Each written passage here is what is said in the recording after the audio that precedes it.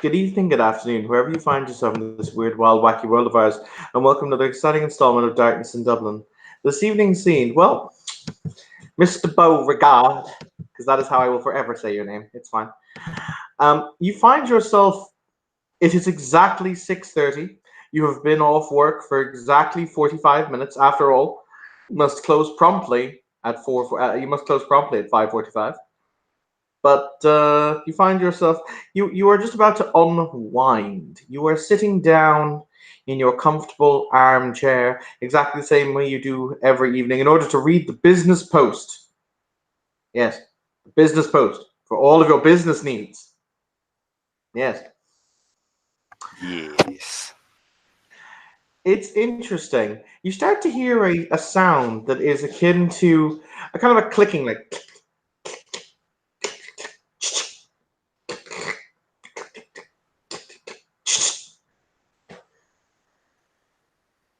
It'll do that kind of crinkling of the paper, as it were. all Kind of right. cock his head to the side. As your paper falls, you see the fact that you are not looking at your living room. More so, you are not even sitting in your comfortable chair. You are sitting in what can only be described as that chair with lumbar support from hell. There is the smell of stale coffee and human sweat as you find yourself under fluorescent, buzzing neon lights.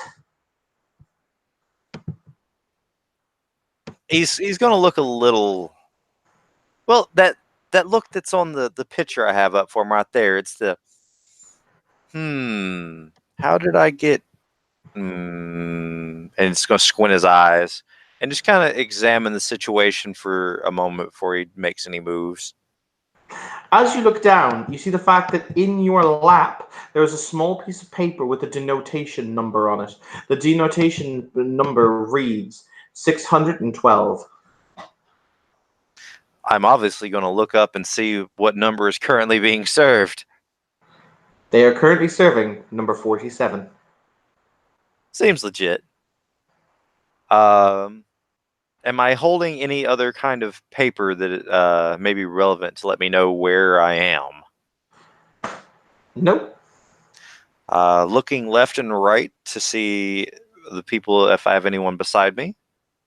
You do indeed. The room is as crowded as it is shown. Many people here are clutching their own pieces of paper. Uh, I'm going to casually make a remark, kind of in the direction of one of them, without it being fully committal to them. You think they would have hired some more help these days, especially with an office like this? I mean, budget cuts, man. It's all about the budget cuts. I mean, what is this place then? A freaking not he wouldn't say a freaking a a darn kitty carnival. What do they take this place for? Ultimately, as long as the door keeps open and people keep coming, I don't think the upstairs really cares. Mm. Do we even know who's upstairs for this place? Hmm.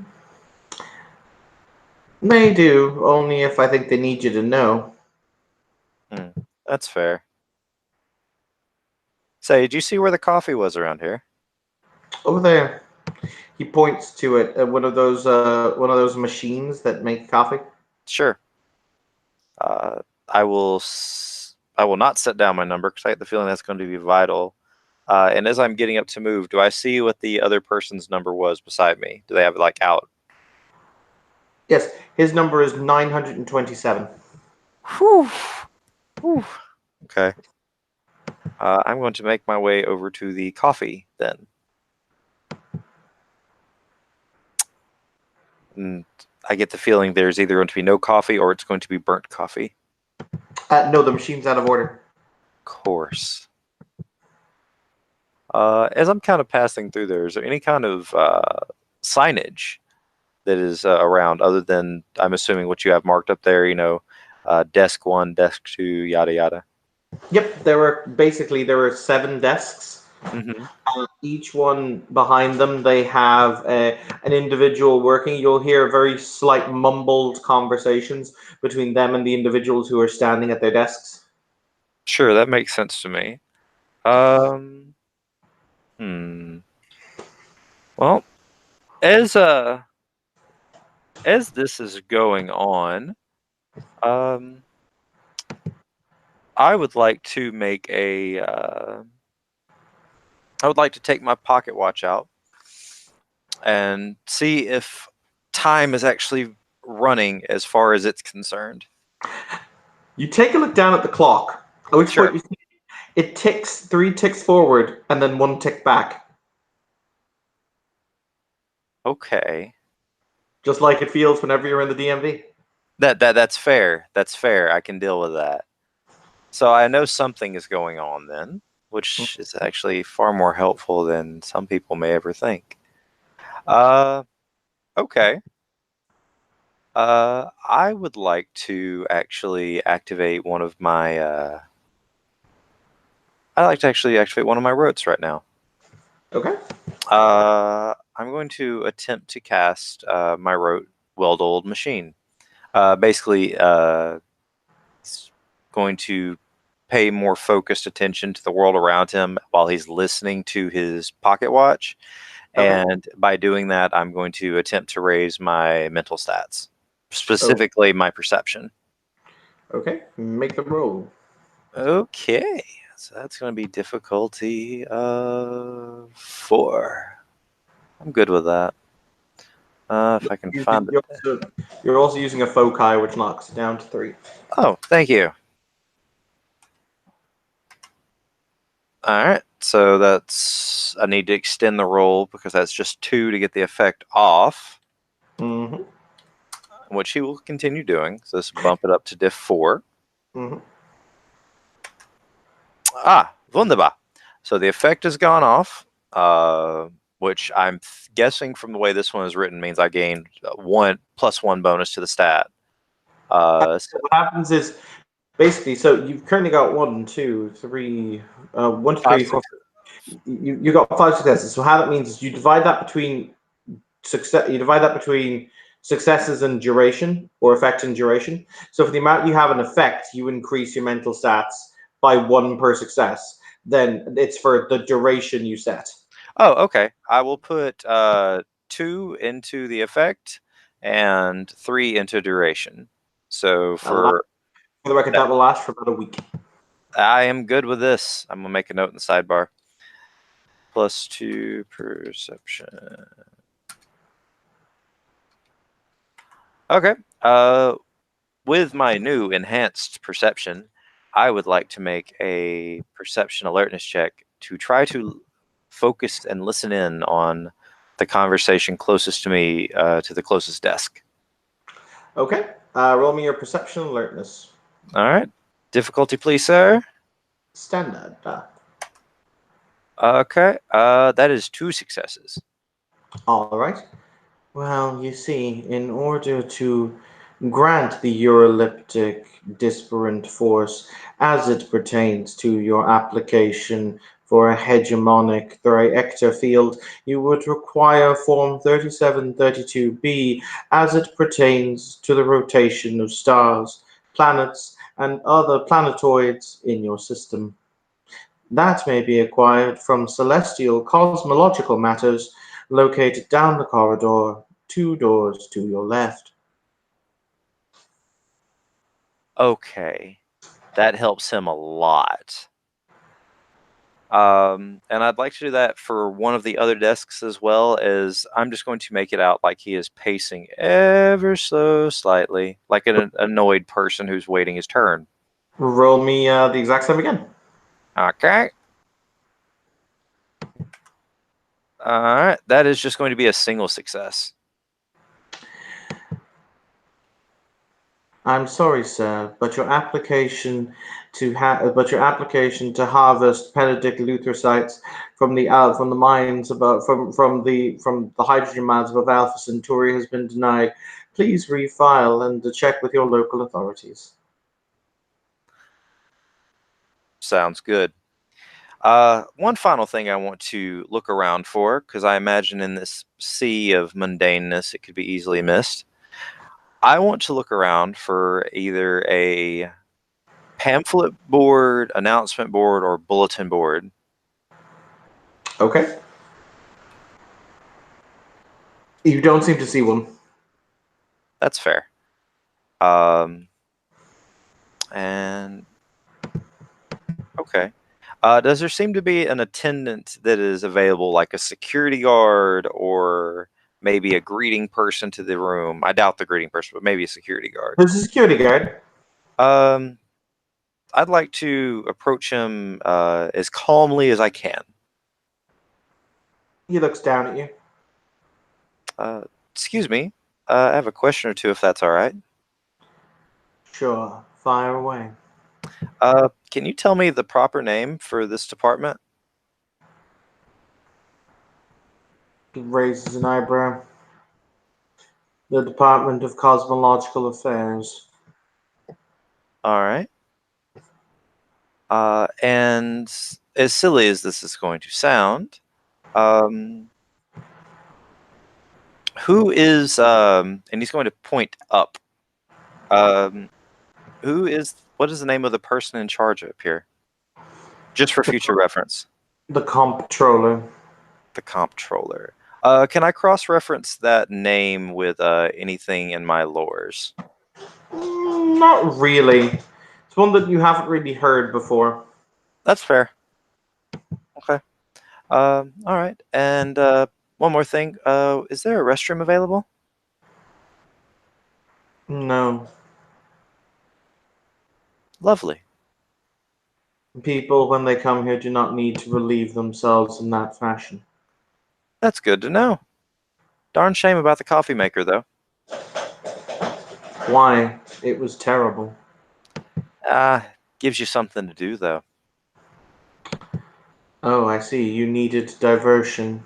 No, I would happily fill out any required forms, but someone seems to have taken them from me. We're now serving number 612. Please come to booth 6. Is that my number? That is. My goodness, the efficiency here is amazing. I am very happy. Well, darn shame. I guess I will have to ad hoc it. Thank you for your time. And does he have like a badge number or name that I can just memorize? Cecil. Okay.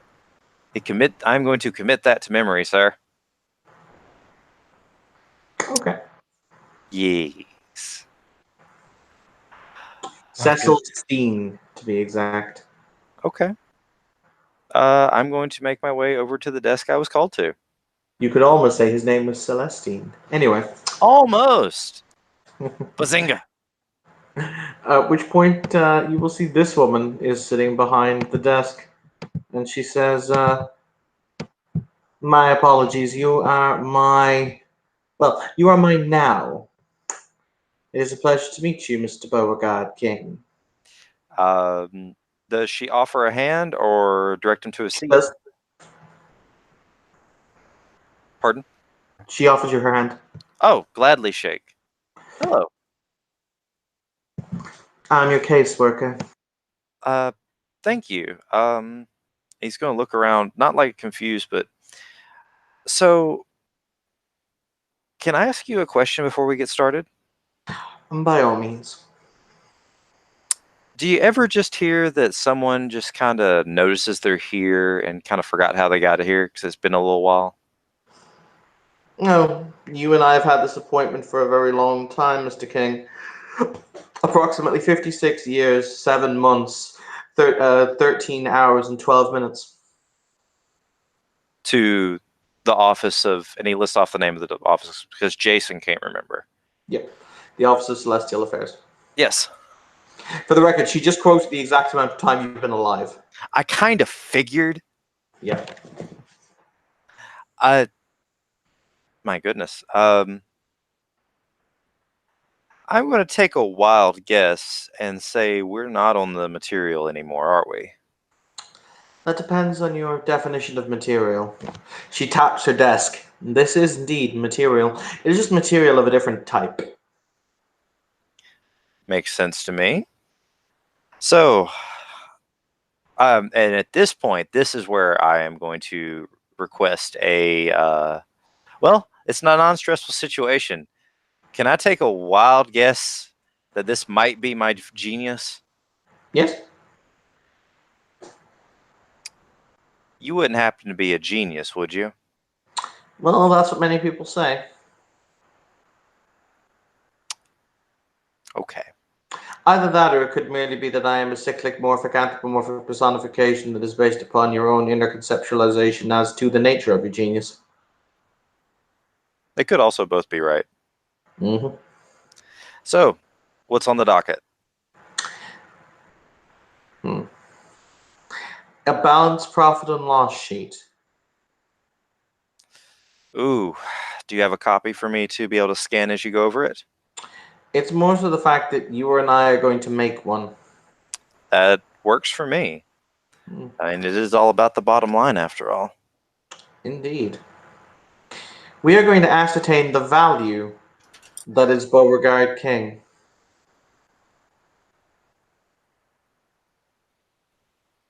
Well, I have a vested interest in being valuable, so let's do that. During your time as a member of the Technocratic Union, you oversaw the distribution of arms, funds, and other major projects that aided the Technocratic Union's war effort. Yes, Do you know exactly how many lives could be said to be, well, I shan't use the phrase on your hands, but you understand my insummation. oh, definitely. Um, there's a part of me that wants to say that wasn't part of my department because that is true. I was not part of, mortality. But I can assume me signing off on projects did cause some people their lives and probably saved quite a few too. And how is it that you feel about this? Mm. For the people who were caught in the crossfire, as it were, I do feel some remorse. But for the people who were saved from things they could have never defended themselves from, I have no problem with whatsoever. Do you feel as though the remorse balances out? It doesn't weigh on my heart on a daily basis, so I would say so. So you believe that inherently good was done and good inherently paid for the wrong, and thus it was, you are in balance as it pertains that particular entity.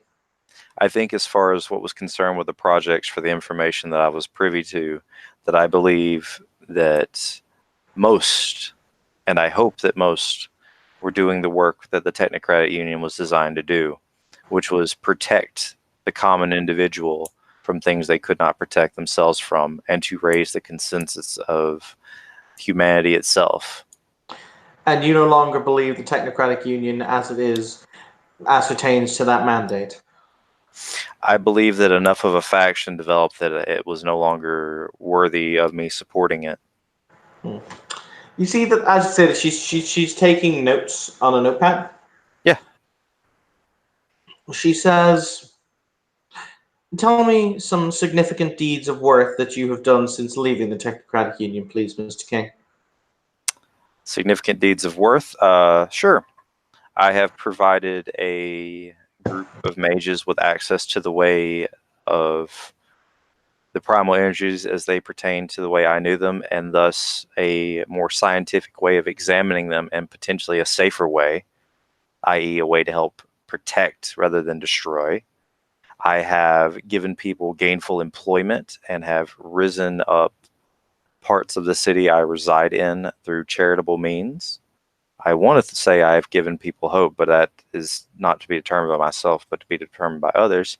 And I have found out the existence of the, oh, golly, it gets me riled up even thinking about it, of the soul gems by Cypher 9 and the multi-million souls that I am working to be able to free. Hmm. So I would say at the moment, I have had some positive outcomes to the world around me, and I am building to a much greater potential. A investment, if you will. I see. Tell me about a confrontation that you had with an individual who goes by the name of Matteo de Calvorne as it pertains to the nature of abandonment of one's post.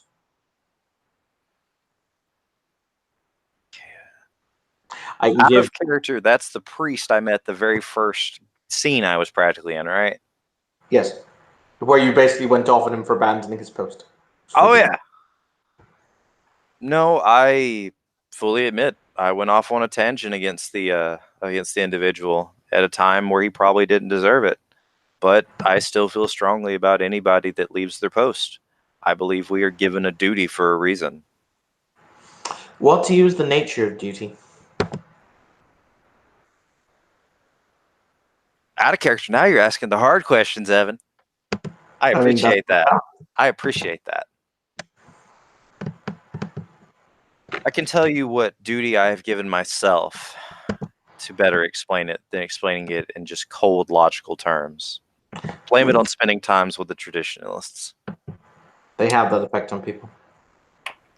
My duty right now is to take the greatest thing that I have done that has led toward evil, that helped with the creation of the soul stones without my knowledge, I might add.